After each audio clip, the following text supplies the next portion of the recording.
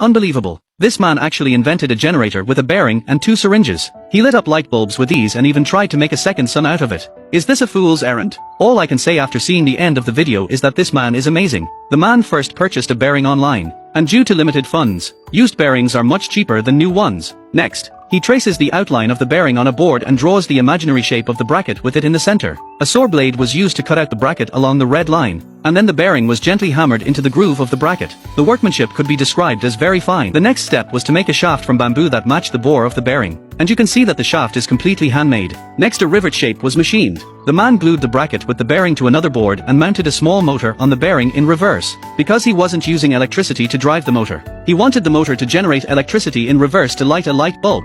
The man had prepared 2 clean syringes and 4 button magnets, which were obviously a little antique as well. When it comes to utilizing waste, Indians are really good. He glued the magnets to the syringes in the same direction to achieve the effect of peer repulsion. Then he removed 2 magnet rings from the old radio and glued them to the syringe with 502 glue. Now put the pusher into the syringe to see the effect. When the pusher is near the bottom, the magnetic force of the magnet repulsion pops the pusher back. Take 2 yogurt straws, cut them to 2 centimeters long and glue them to one end of the pusher with hot melt glue and make 2 simple springs out of bicycle strips. Next it was time to start assembling. First connecting the syringe to the bearing with a simple spring bar, then fixing the syringe to the bracket with hot melt glue, so that when the bearing rotates it will drive the actuator to make a piston movement in the syringe. The other side was fitted in the same way, so that a generator was complete. Only one of his fingers was needed to start the machine, and now the man was about to prove whether the great conjecture of the artificial sun could be realized or not. Just like that, a simple device without any energy input actually did light up a light bulb. The man said that if the device could be enlarged 10,000 times,